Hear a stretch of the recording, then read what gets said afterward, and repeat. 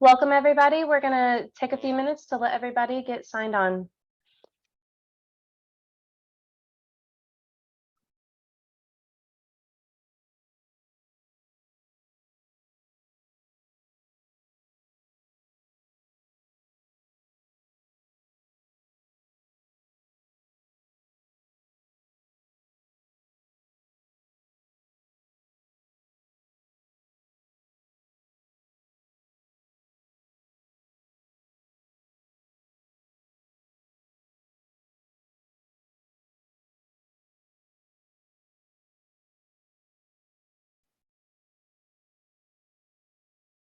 We're just going to give a couple more minutes to let everybody get signed on, and then we'll get started.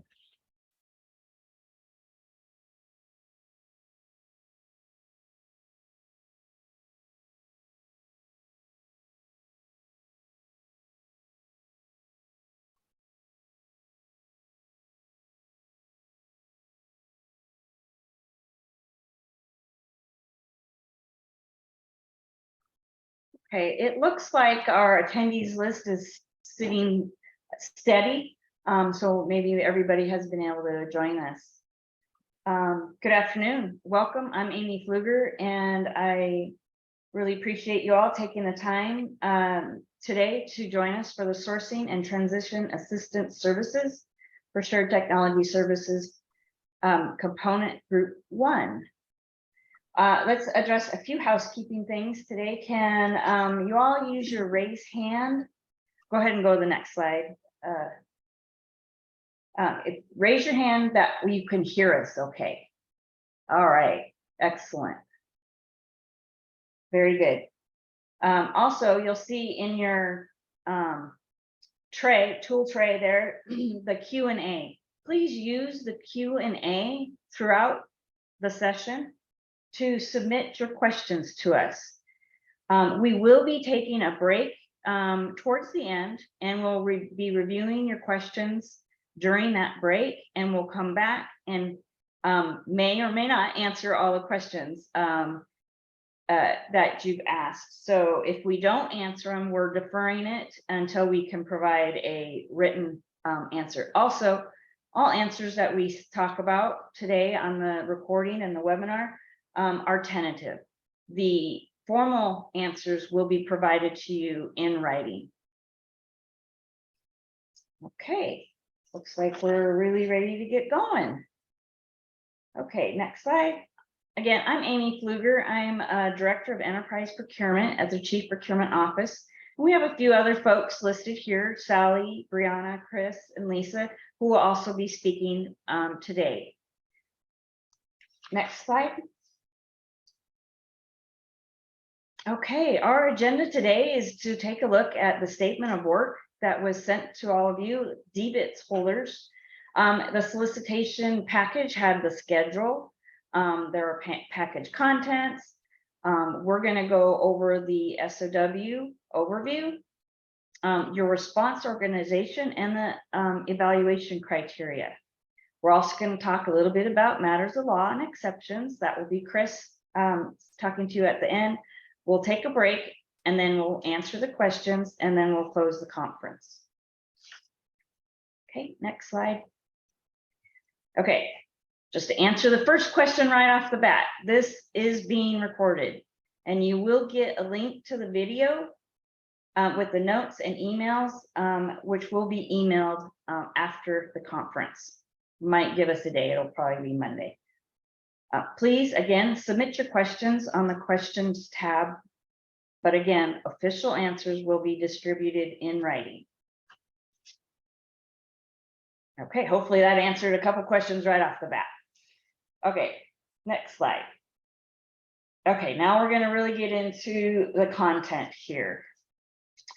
Next slide.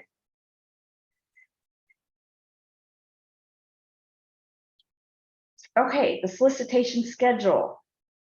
The solicitation was distributed to the DBITS vendors in the categories we are using on December 22nd.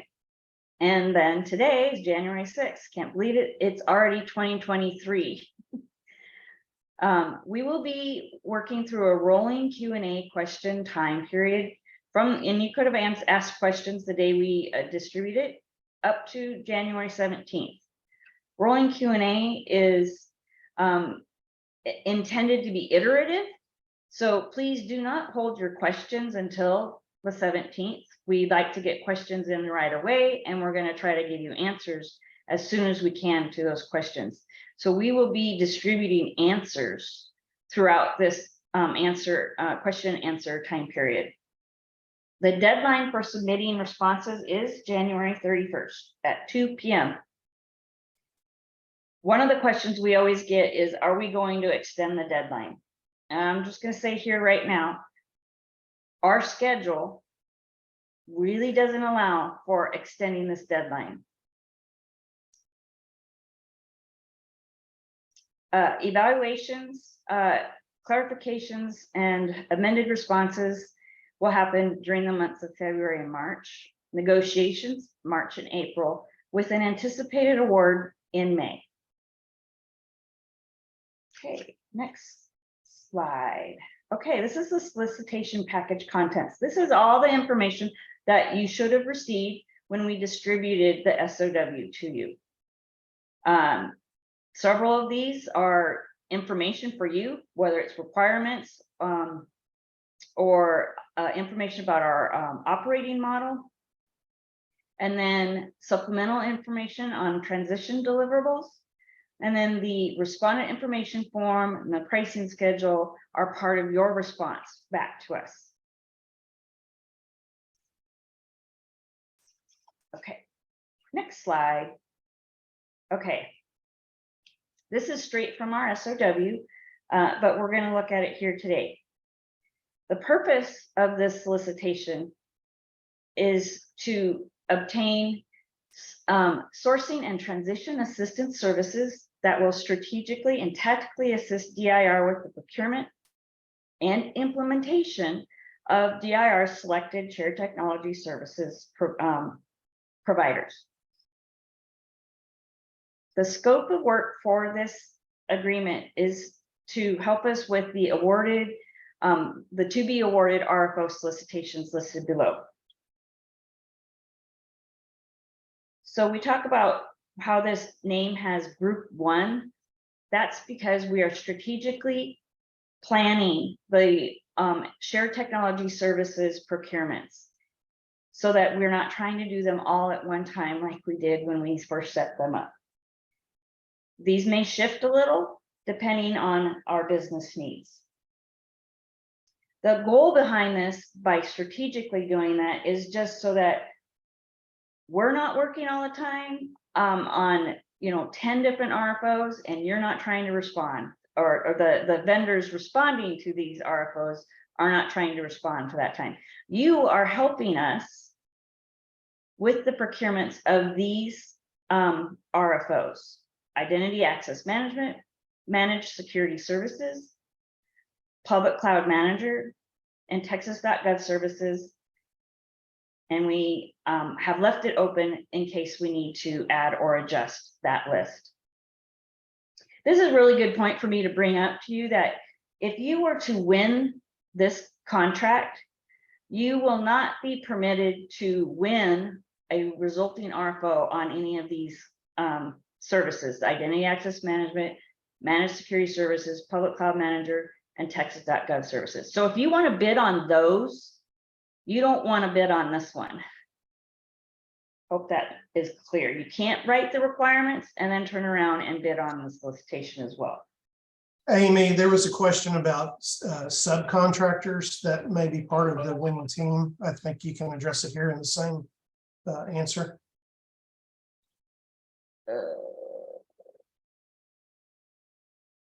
I'm trying to catch up. Okay, will any subs or hub partners that respond to the prime bids be excluded?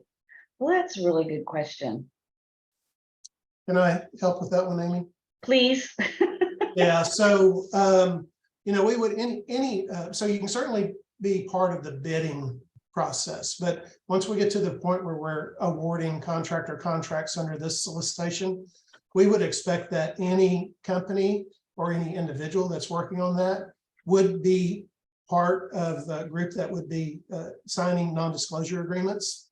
And therefore your company as a subcontract, as a prime or as a subcontractor, or individuals who are working on this, they would also be excluded from bidding on any subsequent procurements that result from this work. So bottom line, you can't work on the requirements and bid on it as well. So anybody that's working on these requirements will be precluded through a non-disclosure agreement from being awarded a contract subsequently. Yes, thank you, Herschel.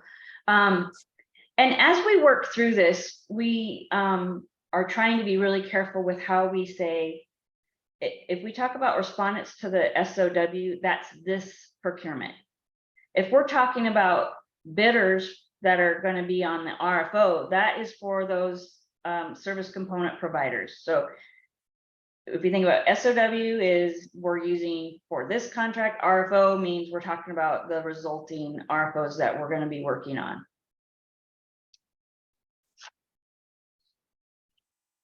Okay, moving on.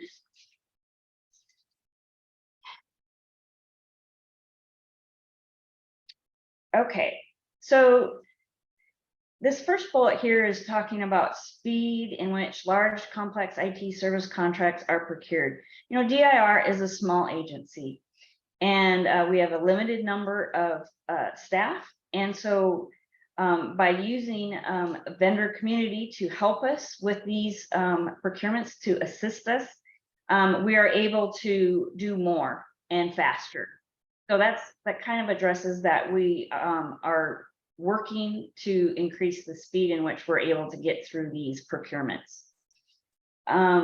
Achieve economies of scale and advantageous pricing by staging multiple procurements together under this SOW.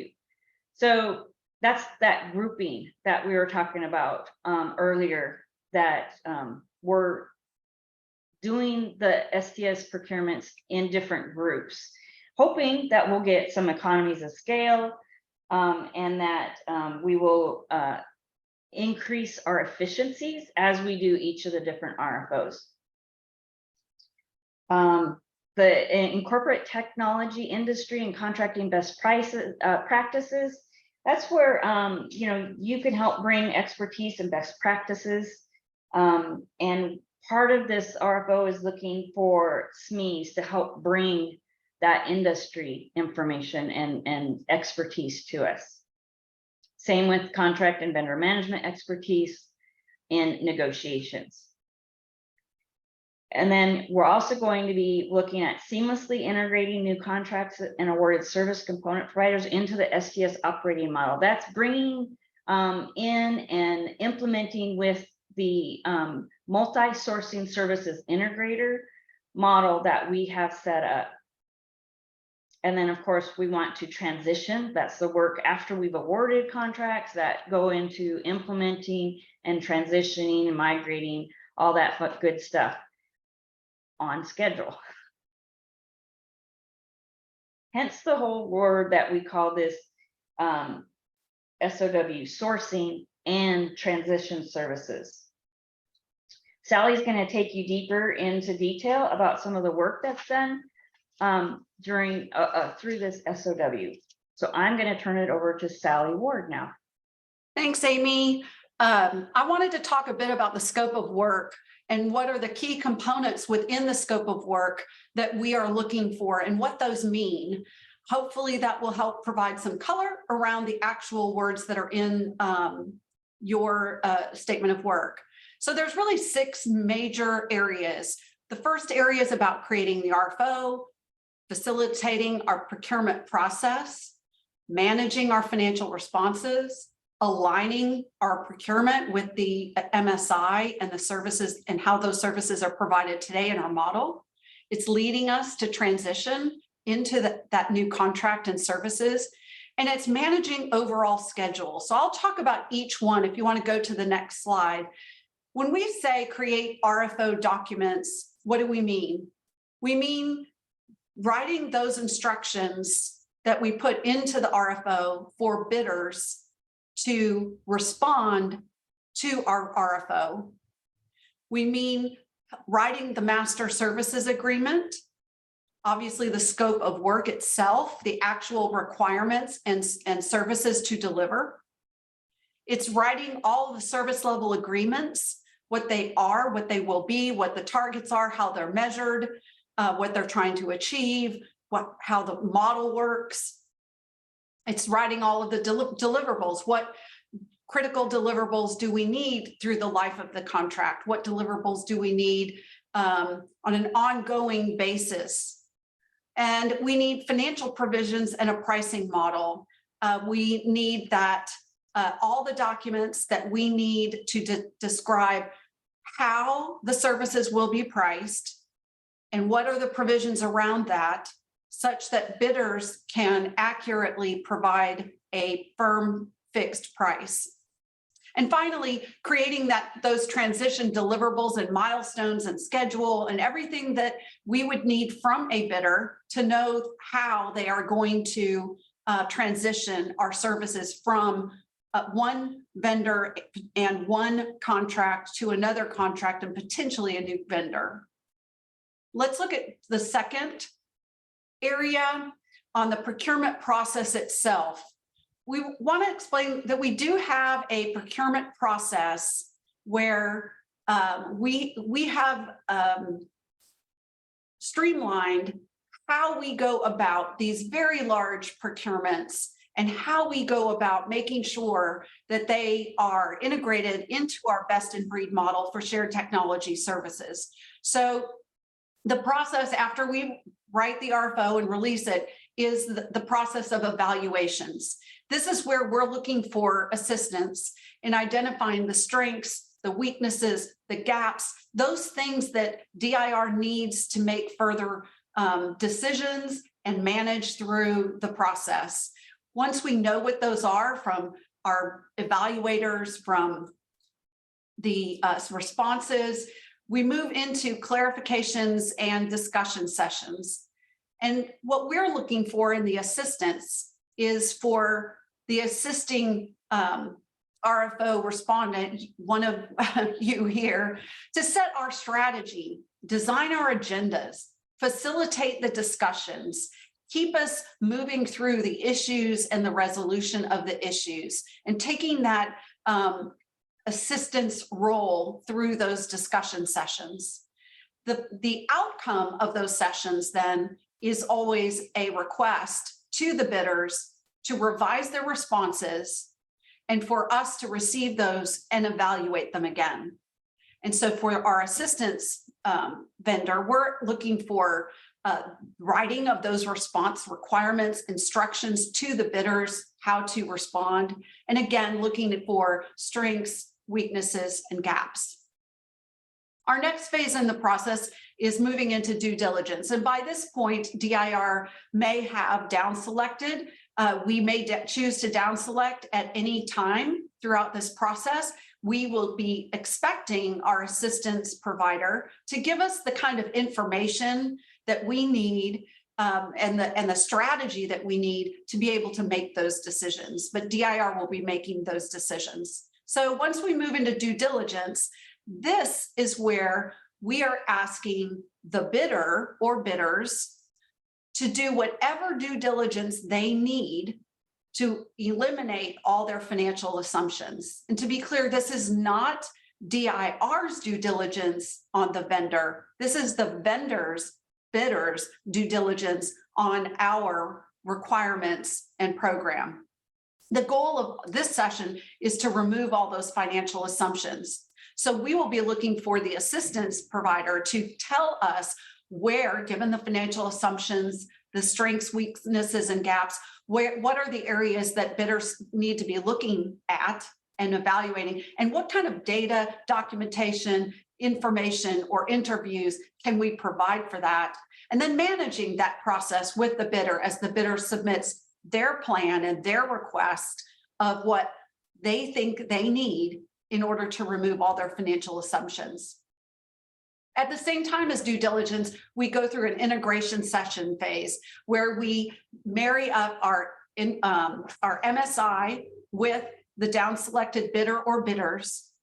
and we compare with in sessions, compare their solutions, and we're looking for gaps and overlaps in the solutions so that we can make sure that there are no gaps, that the services are completely covered, and it's going to be a seamless service delivery to our customers, but also that there's no overlaps. We don't have the MSI and a bidder expecting to do the same thing, and therefore that cost is in our price twice. We want to eliminate any of those overlaps. We do expect this assistance provider to help us set those integration sessions, again, doing the strategy, the agendas, the facilitation, and helping us to find those gaps and overlaps. Typically at this point, there would be another request for a revised response based on anything that has been discovered through due diligence and integration sessions. And we would expect, again, repeating revised responses, we would expect that the assistance provider is helping us write those requirements and instructions and identifying strengths, weaknesses, and gaps there.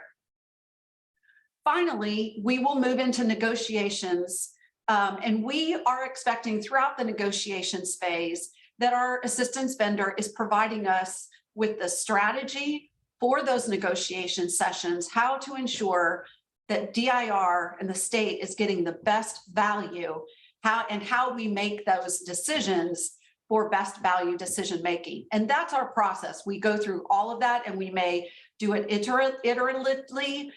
We may have more than one round of revised responses. We don't typically do best and final because we don't quite know when we're final. We know when we need a revised response. So that's the process. I want to dive in the next slide a little bit more into financial management. Managing the financials in a large procurement like this requires a great amount of expertise. And we are looking for this assistance vendor to develop a financial business case and then manage it throughout the entire procurement process. So that means looking at our budget, our current spend, and comparing that to what bidders have proposed in their pricing, comparing and analyzing pricing between bidders as well as for the whole bidder pool compared to our budget and compared to the market. We expect that our assistance vendor will help us find those pricing anomalies and recommend normalization methodologies. In other words, if various bidders include things differently in their price, it's hard to evaluate and compare price if they're not on the same basis. And so we will expect evaluation from this assistance vendor to tell us where there may be pricing anomalies between vendors. And we do expect that the financial business case is then updated after we get each revised response, that we update that business case to show us how do these bidders compare with each other, or how do they compare to our budget? How do they compare to the market? We will expect the assistance provider to help us identify issues and go one step further, recommend resolutions that are in the best interests of the state.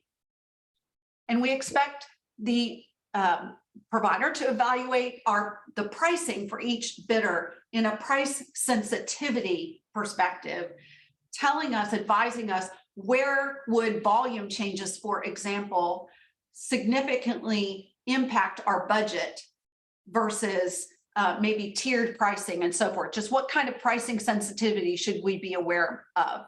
I've talked about the market.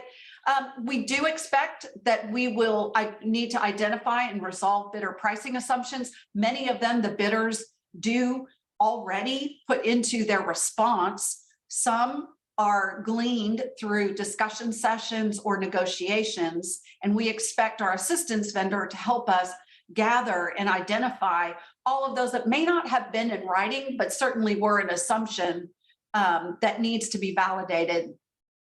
And then finally, once DIR has made a final decision to award, that there would be a final business case associated that award and would be able to demonstrate how DIR made our decision, how our choice was, how this business case supports our choice.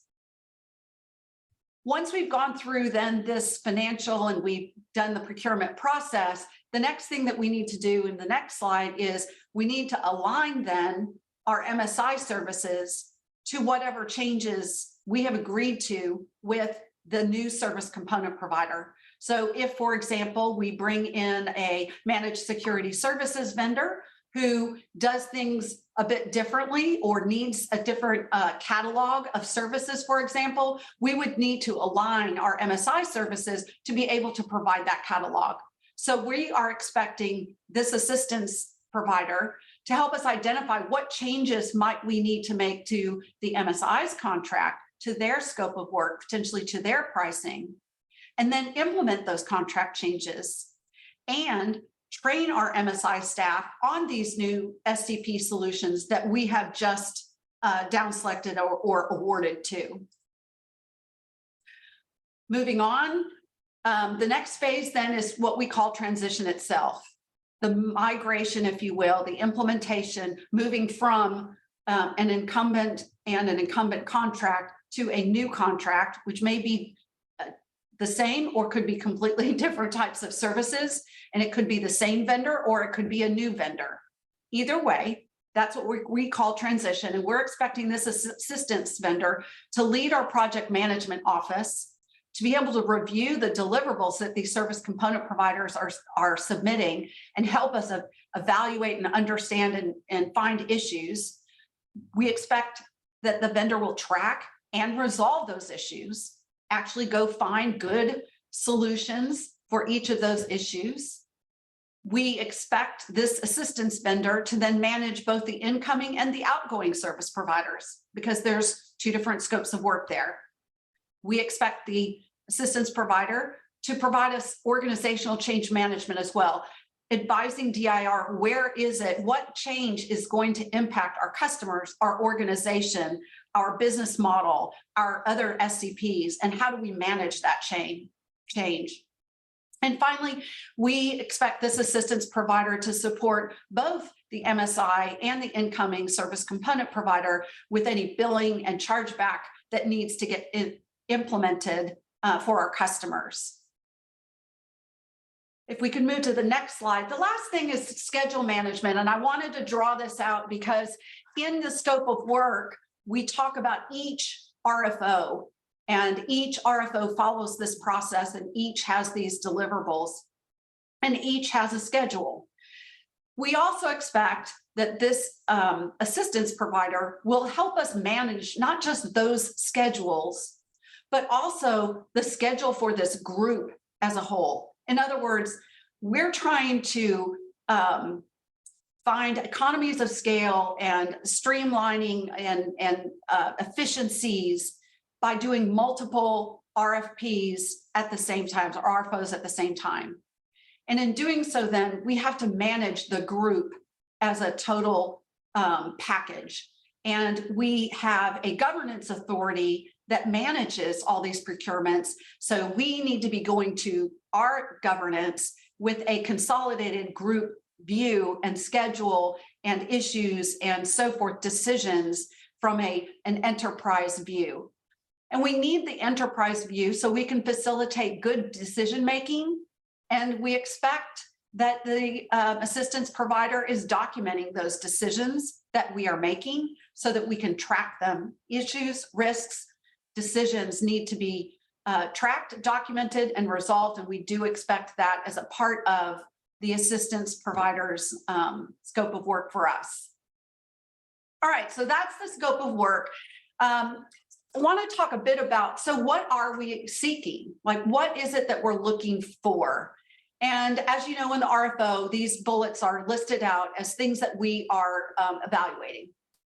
And so for sourcing and assessment and experience, we're looking for experience in Texas procurement law, specifically sourcing IT types of things within Texas procurement law and expertise and background in doing that. In technology, and then transition. We're looking for expertise in outsourcing of IT. How are IT services outsourced? How are they requested? How are they delivered? How are they implemented? All of those outsourcing expertise that we don't necessarily have at the state, because we are doing what we know. We want to hear and understand how are things typically done in the market. For example, what is standard? What is not standard? What is the best practice? What's the best solution for DIR? In financial management, some things we wanted to highlight is we are looking for the assistance vendor to have pricing expertise. Pricing is not the same thing as just cost management or financial management. It's truly understanding the details of the actual costs that go into each price and understanding where in our scope of work is that cost, where is that labor or software or hardware, or fill in the blank, where is that cost coming from, and is that in the right price? And we are also looking for financial data analysis in a very detailed manner, as I just described, but also at a big picture level in general for an entire RFO, for an entire market. So we are looking for expertise in financial management, both at a very detailed level, but rolling up to a big picture as well. For staffing and the proposed key personnel, some things that we're looking for consistency. We're looking for consistency throughout all the phases that I've just gone through. Again, we're looking for efficiencies and economies of scale and the ability to transfer the knowledge that has been gained through the procurement process and negotiations, and being able to ensure that value is captured and implemented, transitioned into the new contract. And we are expecting the assistance services providers to provide that consistency in the staffing so that we meet that objective. We're also looking for mature experience. No surprise, we don't want to be your dress rehearsal. We do want to be a full-on performance, and we do want to see proposed staff who have had significant experience in doing the types of things that we've just been discussing. And we're also looking for staff and a staffing model that provides a cohesive team with DIR. Walk in our shoes, be a part of our team. We're all in this together. We're looking for all of us to put our badges at the door, and we're here as one single team, and we are out to meet the objectives that Amy talked about in the very beginning. For the phases methodology, we're looking for experts, proposed experts that have defined scope of work requirements, that know how these requirements in the IT industry are provided or requested, or how much level of detail or not, and so forth. That's the kinds of, we're looking for experts in defining our scope of work. And then we're looking for mature negotiation skills, but also negotiation coaching skills for DIR. DIR will be negotiating these contracts. We are expecting the assistance provider to facilitate and coach DIR where we need additional information in those negotiations. And then finally, with pricing, we are 100% looking for economies of scale. Rather than procuring an assistance provider for each and every RFO individually, we think that combining these together will provide economies of scale in the pricing that we receive back. All right, I think that's it for me in the scope of work. If you have questions, you can plop them in the chat, and we'd be happy to try to answer those later. And I'm going to turn it back over to Amy. Thanks, Sally. And I'm going to give you a moment right now. If you happen to have the SOW and the pricing schedule handy, you might want to open it, because on our next slide, we're going to go over some of that pricing form in a little more detail. So I'm giving you a little advance warning. If you have it, handy, you might want to start opening it so you can look at it with me. So this is your response organization. We need to have a signed transmittal letter. Please, please, please double check and make sure you have signed it. We'll need to have your proposal and make sure that you're following that section 4.5.1.2. Subcontractor details also described in the statement of work. A completed and signed attachment for respondent information form. Please, please, please, again, make sure it is signed. And then the completed pricing schedule, which is attachment 5. We will be, you will be submitting these to us via email. So make sure that you're familiar with the email address that's listed in the statement of work for submitting your responses. Okay, next slide. Okay, hopefully you've opened the pricing schedule if you have it handy. If not, you can always refer back to these slides when you do have it open. So it's an Excel file and it has 5 green tabs for the respondent, that's you guys, to provide pricing related assumptions and pricing for each of the STS RFO solicitations. The assumptions tab is where you will list any assumptions associated with your pricing, the amount of that impact in dollar value, and the related SOW section.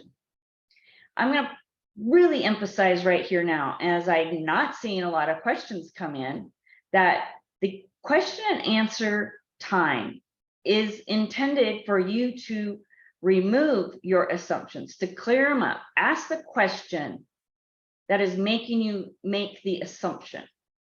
Ask it now, ask it before the 17th, so that you can reduce the number of pricing assumptions that you are having to put into your price. Again, we want economies of scale. We really want a good and reasonable price. Each of the other green tabs for IAM, MSS, Texas.gov services, and Public Cloud Manager are laid out the same. You will enter your number of FTEs in column A and a price in column C. The FTE is intended for us to understand how you are staffing your workload. For example, you're drafting the RFO, might need 4 staff. This is just throwing numbers out there. They're not necessarily real or anything like that, that you are planning on doing the work. Just put the number 4 in that area. You are only providing a price for the deliverable, not the staff that you are indicating. Again, prices will go in the green tabs. The orange tab is an automatic programmed roll-up so that you can see all of the RFO schedules and their deliverables in one picture.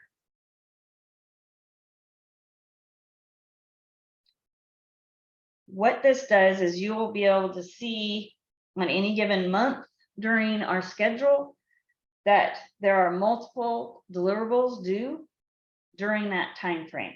It's a big picture for you to see everything, for us to see everything as well.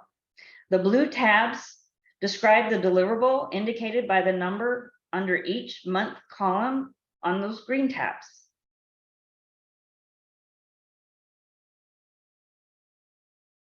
Okay, I'm hoping you all followed me on that and that you had the opportunity to open the pricing attachment while we walk through it. Again, only enter information on those green tabs, your assumptions, the dollar value related to that assumption, and the statement of work that it's related to.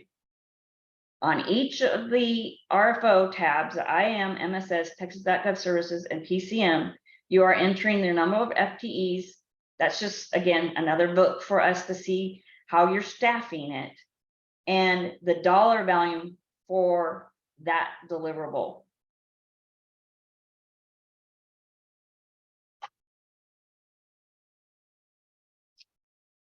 Also included in the pricing tab is the overall schedule. And you'll see that IAM, we are expecting to be a little ways into the process by the time this RFO or this SOW, excuse me, is awarded. Okay, I'm not seeing questions pop up, so hopefully you're all understanding it. Next slide. Okay, this is the evaluation scoring breakdown that was included in the SOW. The methodology for staffing and how you will manage the phases is really important, as you can see here indicated by the 20 and 25%. Sally talked you through a little bit on that methodology. This is where you are a partner to DIR. You're part of our team as we work through each of these RFO procurements together. We're wanting to make sure that we understand that you will ensure to have the right people working on each phase of these RFOs. So we have 20 and 25% for methodology. Experience, while not necessarily at a company level, but maybe the people on your team that you're bringing. We talked about Texas procurement law experience. Maybe your company doesn't have Texas experience, but you bring somebody on your team who does have some, who does understand Texas procurement law. That's how you will fill that experience role if you haven't worked with us in Texas before.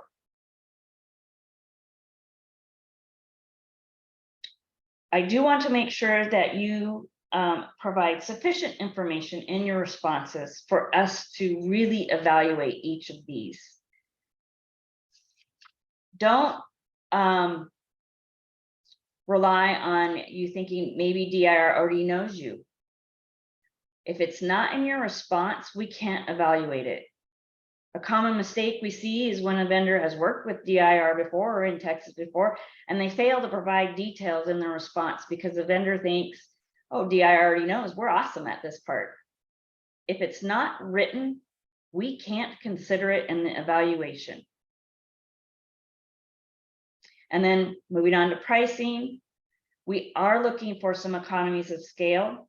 By grouping the STS components together like this, there is opportunity to become more efficient along the way. You'll notice that we need the same type of deliverables for each RFO. We do expect that towards the end, we're working like clockwork. The deliverables are figured out. There's not a lot of uplift necessarily as we do this whole group. And we'd like to see economies of scale in your pricing. I do want to remind you that assumptions need to be, go back, you can, well, it doesn't really matter. Assumptions need to be resolved prior to award. Ask your questions now, reduce your assumptions in your response. This schedule is really tight, and we may not be able to work through a bunch of assumptions and negotiations. Try to do the work up front right now by asking the questions and resolving your assumptions so that your response is clean, tight, with very few assumptions left in it. Again, I'm not seeing any questions in the question tab. Okay. We do sometimes do RFO terms. We call it revised request or a request for revised offer. Don't assume that there's going to be another turn in negotiations. We don't do BAFOs or BARFOs, best and really final offers. Assume that each of your submissions to us may be your final chance at revising your offer, that pricing is competitive. You might not get another shot at revising it. We're looking for a good, reasonable price and a good relationship. We want a partner to go on this journey with us.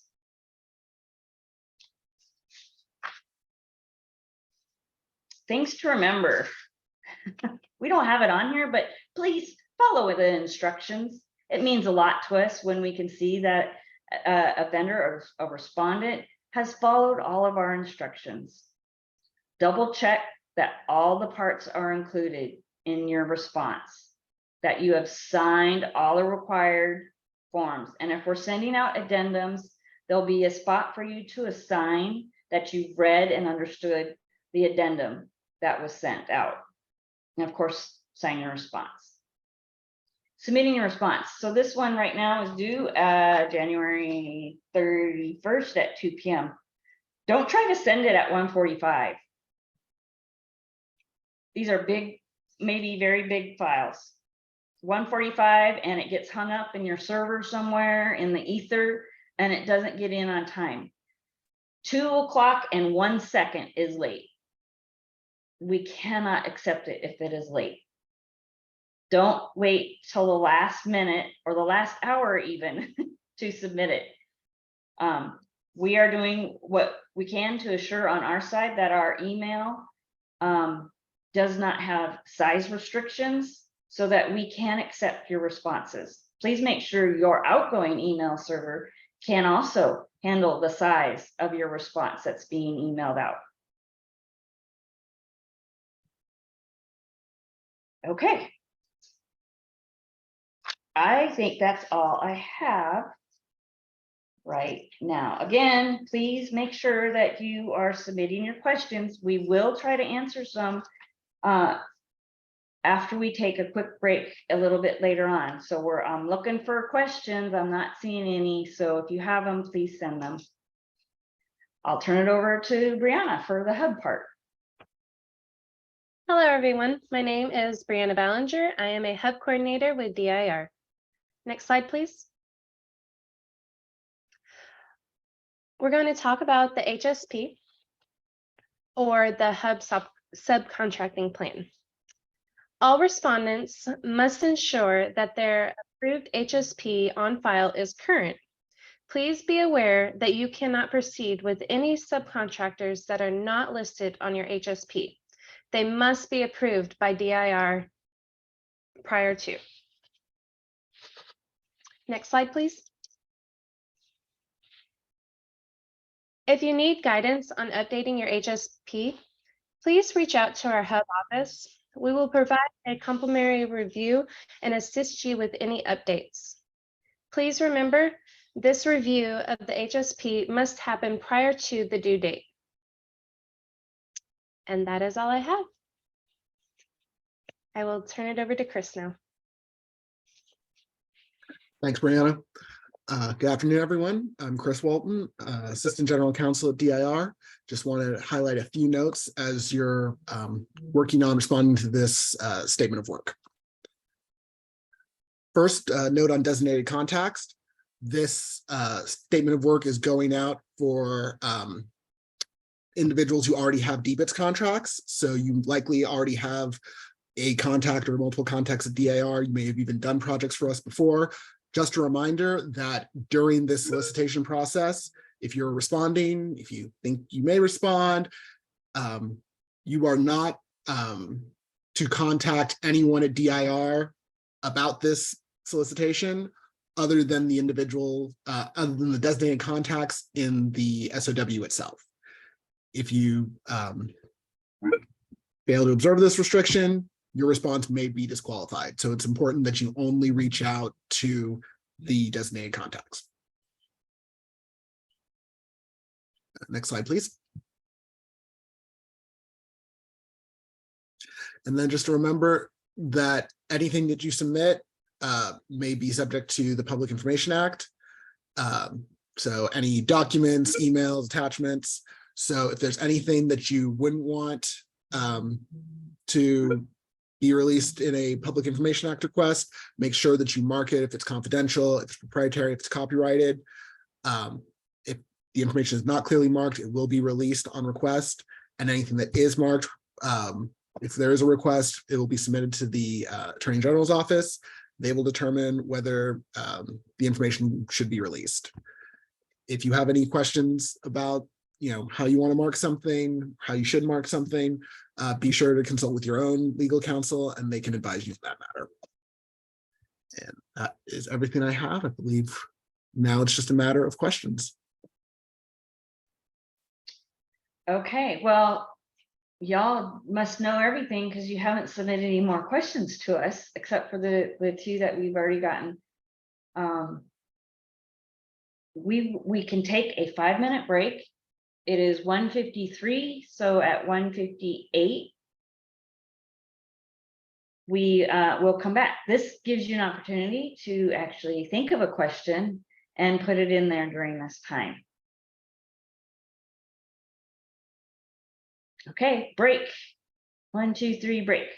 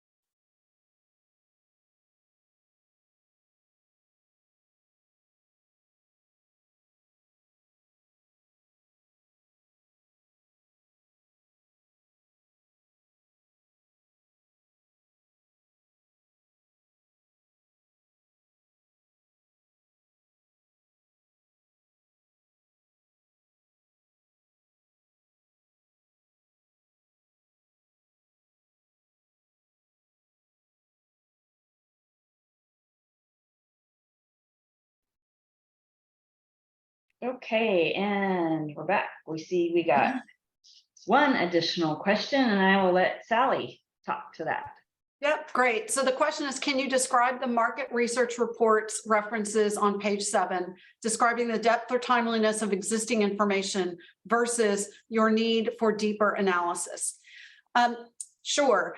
Where we have done outsourced market research for a particular service component, we will have those reports available, and that market research is about what services and how those services are developed and provided in the market.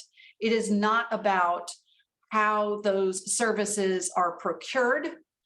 So that's the difference there. And the deeper analysis I think that we're talking about is the procurement part. How are these services typically procured in the market? You're welcome.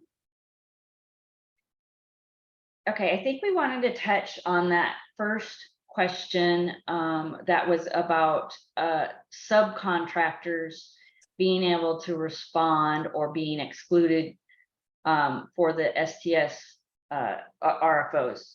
Herschel, do you want to talk about that?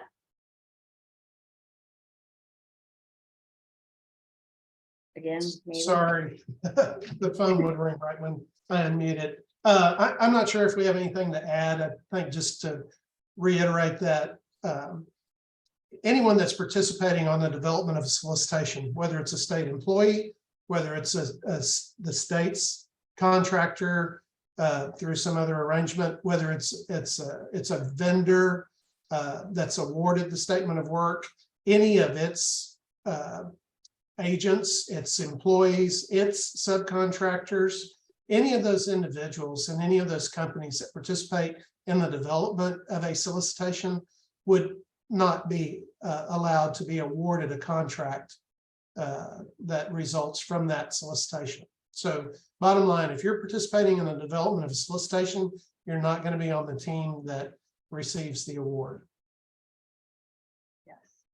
And the other question we did have was, if you want to be bid on those RFOs, those service component RFOs, where would you find that solicitation? And that's where you need to be looking on the ESBD, the Electronic State Business Daily, that is hosted by the comptroller.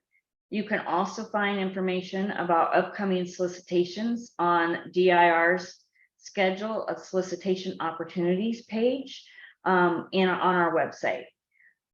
We will provide links to the ESBD posting on our website under the schedule of solicitation opportunities on our website. Okay. I do not see any more questions coming in, so we'll move to wrap up. Lisa? Yes. Can everybody hear me all right? I can. Awesome. My name is Lisa Ramirez, and I'm the procurement lead for this SOW. And so just a couple of closing reminders. Questions that have been answered today are unofficial until I distribute them in the form of a contact.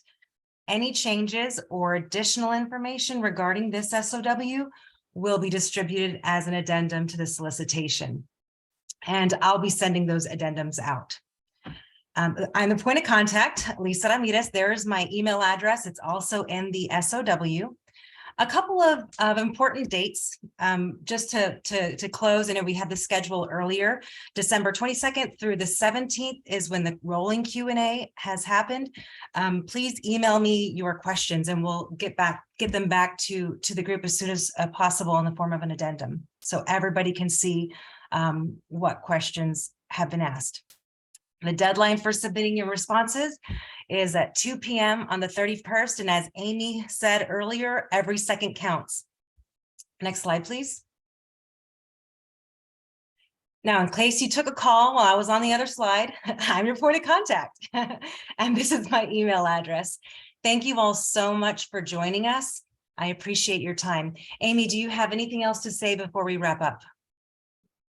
As I say, the list of our email distribution is based on contacts for each of your DBITS contracts. If you want additional people, additional emails, for example, receiving the answers to the questions, send Lisa an email and we'll get that email address added. That's all I have. Okay, you will find the recording and slides and attendee lists on the addendum that we will be getting out probably Monday. Thank you.